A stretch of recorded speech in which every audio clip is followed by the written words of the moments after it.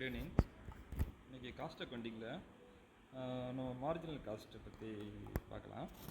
Marginal cost அப்படின்னா நார்மலாக ஒரு அடிஷ்னல் காஸ்ட்டு, அதாவது ஒவ்வொரு பண்ணக்கூடிய ஒவ்வொரு செலவுக்கும் அடிஷ்னலாக நம்ம பண்ணக்கூடிய செலவுகள். எக்ஸாம்பிளுக்கு இப்போ நீங்கள் ஒரு ஷர்ட் தைக்கிறதுக்காக ஒரு 1 மீட்டர் 1.5 மீட்டர் நம்ம ஷர்ட் துணியை வாங்கி நம்ம ஸ்டிச் பண்ணுறோம்.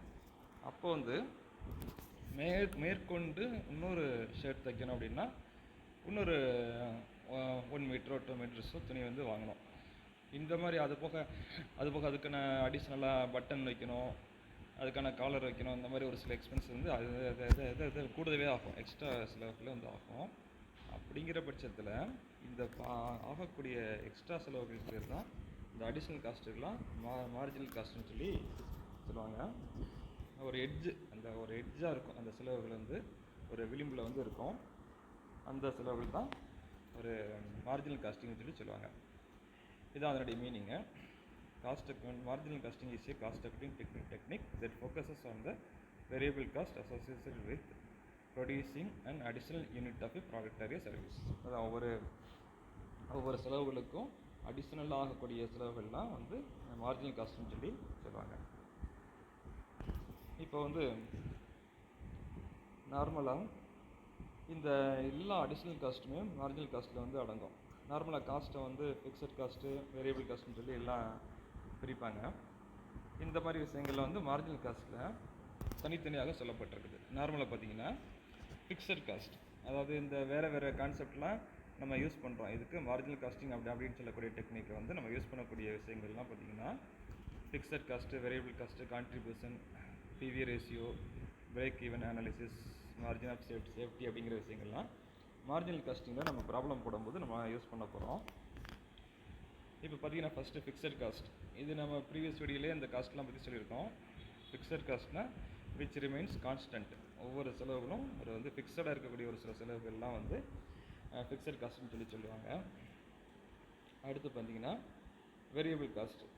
வேரியபிள் காஸ்ட்டுனால் அந்த சூழ்நிலைக்கு ஏற்ற மாதிரி கொஞ்சம் வந்து மாறும். அது அவுட்புட் அதிகமாக என்ன ஆகும், இந்த காஸ்ட்டு வந்து சேஞ்ச் ஆகிக்கிட்டே இருக்கும். இப்போ உற்பத்தி பண்ணுறாங்க, ரா மெட்டீரியல் வந்து என்ன செய்கிறாங்க, ஒர்க் இன் ப்ராசஸாக கொண்டு வர்றாங்க. அப்போ அந்த ஒர்க் இன் ப்ராசஸ் செலவுகள் வந்து கூட என்னவாகும், இந்த வேரியபிள் காஸ்ட்டு அதுக்கான செலவுகள் வந்து அப்படியே கொஞ்சம் மாறிக்கிட்டே இருக்கும். அதுக்கேற்ற மாதிரி அவுட்புட்டுக்கு ஏற்ற மாதிரி என்ன ஆகும், இந்த வேரியபிள் காஸ்ட்டோடைய இது காஸ்ட் வந்து மாறும். பட் ஃபிக்ஸட் காஸ்ட் அப்படின்னா ஃபிக்ஸடாக ஒரு சில இந்த ரெண்ட் இந்த மாதிரி விஷயங்கள்லாம் ஃபிக்ஸடாக இருக்கும். அப்போ ஃபிக்ஸட் காஸ்ட்னு சொல்லுவாங்க. ஆனால் அந்த வேரியபிள் காஸ்ட்டுங்கிறது அந்த உற்பத்திக்கு ஏற்ற மாதிரி மாறும். அடுத்து பார்த்தீங்கன்னா கான்ட்ரிபியூஷனாக நம்ம ஆல்ரெடி சொன்ன மாதிரி அந்த சேல்ஸ் மைனஸ் வேரியபிள் காஸ்ட், மொத்த விற்பனை மைனஸ் வேரியபிள் காஸ்ட்டு வந்து கான்ட்ரிபியூஷனில் கொண்டு வருவோம். அடுத்ததாக ப்ராஃபிட் வால்யூம் ரேஷியோ. அதுக்கு வந்து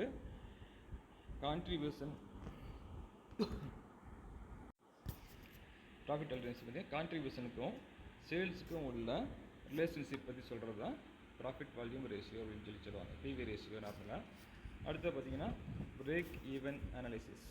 பிரேக் ஈவன் அப்படின்னு சொல்லிட்டுனா காஸ்ட் அண்ட் ரெவன்யூக்கு உள்ள ஒரு ஸ்டடியை வந்து நம்ம சொல்கிறது தான் பிரேக் ஈவன் அனாலிசிஸ் சொல்லுவாங்க. அதாவது செலவுகளுக்கும் அதுக்கு அடுத்த ரெவன்யூக்கும் உள்ள ஒரு சில ஸ்டடீஸை வந்து சொல்கிறது தான் பிரேக் ஈவன் அனாலிசிஸ் சொல்லுவாங்க. இதை பற்றி ப்ராப்ளம் வரும்போது இந்த ஃபார்முலாஸ் வந்து பார்க்கலாம்.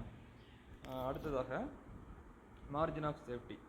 ஆக்சுவல் சேல்ஸுக்கும் பிரேக் ஈவன் சேல்ஸுக்கும் உள்ள ரிலேஷன்ஷிப்பை ஸ்டடி பண்ணுறது தான் எதுனா மார்ஜின் ஆஃப் சேஃப்டின்னு சொல்லுவாங்க. சேஃப்டி லெவல் பற்றி சொல்கிறது. இந்த மாதிரி விஷயங்கள் எல்லாமே மார்ஜினல் காஸ்டிங்கில் வந்து வரும். நம்ம ஃபார்முலாஸ் போட்டு சம் ஒரு ஒர்க் அவுட் பண்ணும்போது ஃபார்முலாஸ் போடும்போது இந்த விஷயங்கள் வந்து ஃபார்முலாஸில் போட்டு நம்ம அவங்களுக்கு ஒர்க் அவுட் பண்ணி சொல்கிறேன். ஜஸ்ட் இதோட மீனிங்கெல்லாம் நீங்கள் தெரிஞ்சுக்கோங்க. காஸ்ட் அக்கௌண்டிங்கில் மார்ஜினல் காஸ்டிங் அப்படிங்கிறது ஒரு முக்கியமான ஒரு சாப்டராக இருக்குது. இதை பார்த்துக்கோங்க.